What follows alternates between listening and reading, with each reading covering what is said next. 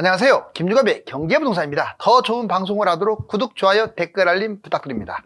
세종, 부산 5억 폭락, 완전 붕괴. 다음 대폭락은 바로 여기.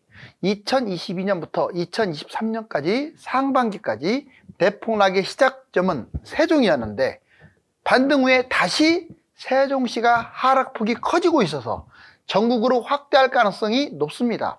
세종은 지리적으로 전국의 중심지역인데 부산과 대구 아파트와 함께 경제 불안과 고금리의 직격탄을 맞고 있습니다. 문제는 이곳들이 하락할 경우 곧바로 다른 곳으로 확대가 될 것이며 하락폭도 아주 클 것으로 예상이 되는데 그렇다면 그곳은 어딜까요? 유료 상담은 010-2626-6276 제가 직접 매수 타이밍과 입지를 추천해드립니다. 지금 바로 전화 주십시오. 세종 부산 5억 폭락 완전 붕괴. 다음 대폭락은 바로 여기. 거품의 최정점. 다음 단계는 뭐겠어요? 거품이 많이 커지면 붕괴입니다. 도시가 보이죠? 이 벽이 깨지는 순간. 자, 이거 한번 보실래요? 세종 집값 하락은 전국 집값 하락의 신호탄. 바로 바로미터입니다. 도시는 작아도요, 세종이 상당히 상징성이 있어요. 세종이 우리 선거에서도 딱 중심 역할을 하거든요. 왼쪽도 아니고 오른쪽도 아니고. 마찬가지로 부동산에서도 세종이 떨어지면 떨어진다고 보시면 되고 세종이 올라가면 올라간다고 보셔도 됩니다.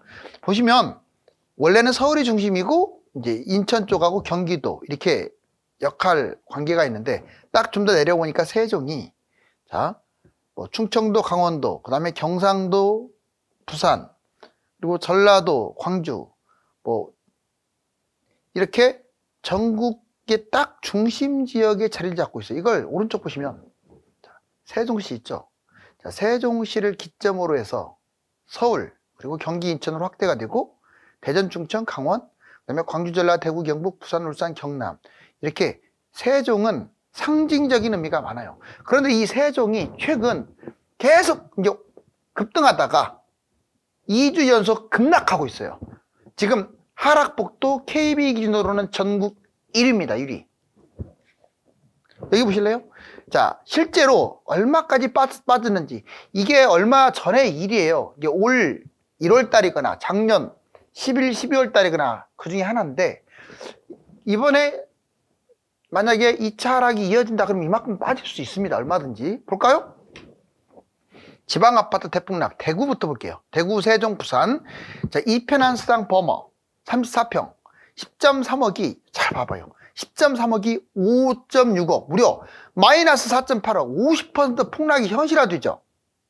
만촌 우방타운 1차 34평 10.5억이 3.9억 이거 웬일이래요. 마이너스 6.6억 60% 이상 폭락했어요. 실제로 우리가 50% 폭락 60% 폭락 이런 얘기를 자주 하는데 그런 사례들 찾아보면 많습니다. 제가 유별나게 많이 빠진 걸 적은 게 아니에요. 그냥 무작위로 뽑은 거예요. 이게 대구 아파트가 지금 만신창이었고 지금도 회복을 못하고 있으면 알 수 있어요. 수성 롯데 더 퍼스트, 롯데캐슬 더 퍼스트 33평 10.6억이 5.4, 5.2억 이것도 웬일이래요. 거의 50% 폭락이네요. 자, 세종도 만만치 않습니다. 새뜸사단지 캐슬 41평 10.5억이 5억 정말 웬일이야. 5.5억이나 폭락을 했네요. 반토막 여러분들이 뭐 들었던 대로 반토막도 더 뒤죠. 지금 거의 50%가 넘어갑니다. 자, 가온 2단지 한신휴 자 11.2억에서 6억 무려 마이너스 5.2억 정말 어마무시합니다. 기본적으로 빠지면 반토막. 그 다음에 도렴 15단지 힐스테이트 9.7억이 5.15억 마이너스 4.5억 한마디로 40%에서 60% 사이에 포진이 되어 있네요. 부산도 보실래요?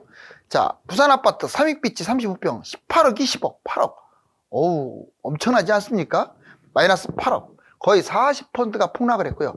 3호가든 48평 19.1억이 12.1억 7억 역시 40%. 더 명지 퍼스트 월드 3단지 9억이 5억 마이너스 4 40%가 더 넘어갑니다. 부산도 평균 40% 정도가 폭락을 했고요. 이거는 서울이나 경기도 외곽 지역 또는 이기 신도시도 대부분 그 정도 빠졌어요. 이걸 꼭 기억을 하셔야 여러분들이 뭘 잡을 수 있겠다라고 준비가 서는 거예요. 준비되지 않는데 무슨 폭락을 기다립니까? 자, 집값 폭락을 한번 재현을 해보면 2022년, 2023년 초까지 세종 45% 빠졌고 평균적으로 대구 40, 대전 35, 인천 35, 경기 35% 하락, 서울 33. 이게 평균이기 때문에요. 잘 고르면 50% 떨어지는 것들도 꽤 나온다는 얘기예요. 잘못 고르면 20%밖에 안 빠진 것을 그런 걸 잡는 거고. 2022년 전체적으로 40% 폭락에서만 알 수 있고, 자, 만약에 이제 경제 위기가 온다든가 또는 경제가 불확실성이 장기화된다든가 해서 2025년까지 좋지가 않다면 이렇게 떨어질 거예요. 세종 55%, 대구 55%, 대전 50%, 인천 45%, 경기 45%, 서울 40%. 자, 이때보다 더 빠지죠. 이때보다 약 10%가 더 빠져서 평균적으로 반토막. 대략 2025년까지 떨어진다. 유튜브에서 떨어진다고 계속 주장하시는 분들의 이야기는 거의 이 수준이라고 보면 돼요. 자, 이제 그러면 서울과 경기 아파트 최고가 대비 폭락 그리고 회복률을 같이 보자고요. 잠실주공 5단지. 그러면 강남은 빠지는 것이 없던데요? 안 그래요. 똑같이 빠져요. 빠질 때 28.8억이 여러분들 여기 나왔네요. 28.7억. 이게 23년 2월 달에 18억 7천.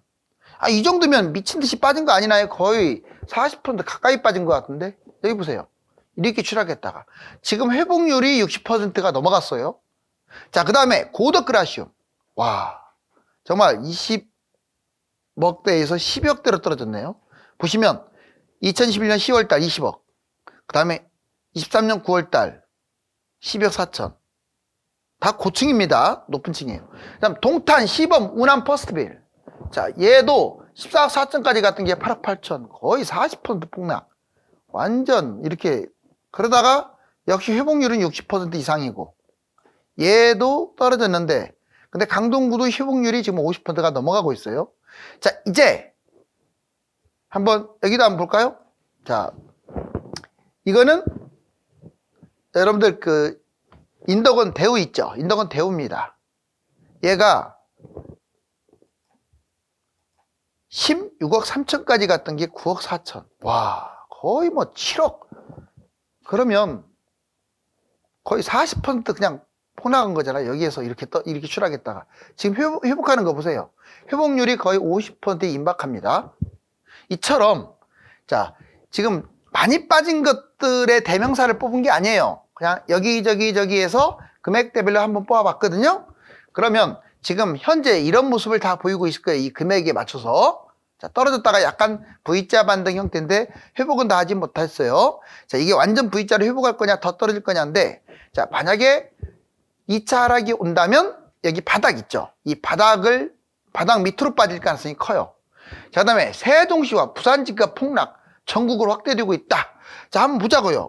이거 지금 한국 부동산원인데 세종이 제일 많이 빠졌어요. 마이너스 0.05. 그 다음에 부산 마이너스 0.04. 다른 데는 다 플러스인데. 그 다음에 여기 보시면 이거는 이제 KB 시세입니다. 부산 보세요. 부산이 마이너스 0.05로 꼴찌. 지금 부산은 셋 중에 2개 떨어지고 하나가 올라가는 중이에요. 자, 코스피. 이제 이거 한번 별표를 칠게요. 여러분들이 이제 부동산만이 아니라 이제는 경제에 대해서 많이 알아야 하는데, 많은 분들이 이렇게 이런 말씀을 하십니다. 아니, 코스피도 떨어지면 떨어지고, 코스피가 올라가도 떨어지고. 여러분들이 갖고 있는 이제 종목을 잘 선택해야죠. 여러분들, 오늘 이거 보여드리는 이거는 반드시 머릿속에 기억을 하세요. 아주 쉬운 거니까. 우선 이윤 쪽 보자고요. 코스피가 세상에나 2300으로 끝났어요. 오전장만 해도 좀 치고 갈 모습을 보이더니 쑥 내려왔다가 그나마 플러스로 끝난 게 다행이에요. 2200대까지 떨어졌었는데, 자, 우리나라가 유독 이렇게 많이 빠지고 있죠. 지금 최근 3개월 모습 보세요. 그냥 막 사선도로 떨어졌네요. 그리고 이 떨어진 폭을 봤더니 실제로 여기 밑에 2024년 10월 13일부터 10월 27일 현재. 자, 보세요. 마이너스 23, 19, 플러스 23, 전반적으로 46%까지 있고 정말 하락폭이 엄청 크죠. 그러면 왜 이렇게 하락을 할까? 이거를 여러분들이 역추적해야 돼요. 다 네이버에서 보면 볼 수가 있거든요. 제일 중요한 거 알려드릴게요. 자, 여기 보시면 이제 외국인하고 기관이 사느냐 파느냐, 이게 진짜 중요해요. 특히 코스피로만 놓고 본다면 외국인이 조금 더 중요합니다. 왜냐하면 기관들은 펀드나 이런 부분들 때문에 어쩔 수 없이 파는 것도 있어서, 그래서 외국인 기관을 다 보되 코스피는 이제 외국인 중심으로 보시고, 그 다음에 그거 말고 이제 코덱스 200 선물 인버스 곱하기 2 곱하기 있죠. 이거하고 또 레버리지라고 있습니다. 이거는 기관들이 진짜 귀신같이 잘해요. 이거는 기관들 걸 보세요. 즉 코스피는 외국인 거 보고, 그 다음에 뭐 인버스나 레버리지, 이거는 ETF는 기관을 보면 여러분들이 앞으로 일주일 또는 한 달 올라갈 것 같다 떨어질 것 같다를 거의 맞춰요. 거의 맞춘다고요. 한번 볼까요? 자, 놀랍도록 지금 주가가 계속 빠졌잖아요. 자, 외국인들 보세요. 저기 10월 6일부터 10월 27일까지 봤는데, 자, 외국인들 파란색이 훨씬 많죠. 3254부터 쭉 보세요. 이렇게 올라와 볼게요. 딱 3번 플러스 났고 나머지는 마이너스인데 최근 5일 동안에는 완전 미친 듯이 팔아제끼고 있죠. 근데 기관은 반반입니다. 자, 여기는 샀다가 또 팔았다가 파란 게 판 거예요. 빨간 게 산 거고, 여기 위에는 다시 조금 기관이 또 방어를 하다가, 기관은 딱 중립적인데 외국인의 흐름에 의해서 이게 결정됨을 알 수가 있어요. 코스피 흐름이 거의 맞아떨어지죠. 외국인이 이렇게 팔아제낀다면 그냥 여기 개인들 보세요. 미친 듯이 샀는데 계속 떨어지고 있죠. 개인들하고 거꾸로 하면 여러분들 돈 따요. 이것만 봐도요, 돈 안 잃는다니까요. 꼭 이거 확인하시라고요. 개인들 따라가지 마시라고요. 외국인들 따라가시거나 아니면 기관을 참조하시거나. 그 다음에 두 번째 거 보여드릴게요. 자, 코덱스 200 선물 인버스 2 곱하기, 이건 뭔 말이냐면, 자, 여러분들 그 주가하고 반대로 가는 게 인버스 또는 리버스예요. 자, 이 인버스 2 곱하기니까 2배로 더 올라가고 2배로 더 떨어지는 건데, 아무튼 코스피가 올라가면 얘는 파랗게 나오고 코스피가 떨어지면 얘는 빨갛게 나와요. 반대로 움직이죠. 자, 진짜 이렇게 코스피가 이렇게 미친 듯이 빠졌잖아요. 자, 기관 놈들 얼마나 많이 해먹었는지 보여드릴게요. 여기 보세요. 자, 이거 코덱스 200 선물 인버스 2 곱하기입니다. 기관들 보세요. 온통 빨간 거네요. 인버스. 자, 지금 날짜 대략 한 2, 3주 전부터 잡았는데 온통 빨간 거 엄청나게 사들였네요. 자, 이거는 뭐 펀드도 있고 하니까 중립적이었다고 하지만, 자, 인버스나 레버리지는요, 거의 기관이 거의 귀신같이 맞춰요. 자, 코스피 빠졌으니까 엄청나게 먹었을 거 아니에요. 외국인들은 반반이네요. 별로예요. 자, 그 다음에 레버리지도 마찬가지. 기관이 귀신 같아요. 여기 보세요. 자, 레버리지는 코스피가 빠지면 같이 빠지고 코스피가 올라가면 같이 먹는 거예요. 인버스하고 반대죠 또. 자, 이거 보세요. 코스피가 떨어지니까 팔아 제꼈어요. 엄청나게 먹었네요. 그쵸? 다 파란색이잖아요. 온통. 인버스는 다 빨간색이고 반대로 움직이는 거니까. 그리고 외국인들은 뭐 콩인지 팥인지를 몰라요. 많이 하지도 않아요. 여기 보면 양도 작아. 거래량도. 그래서 자, 기관이 인버스를 사는지, 그것도 2 곱하기, 그냥 코덱스 200 말고요.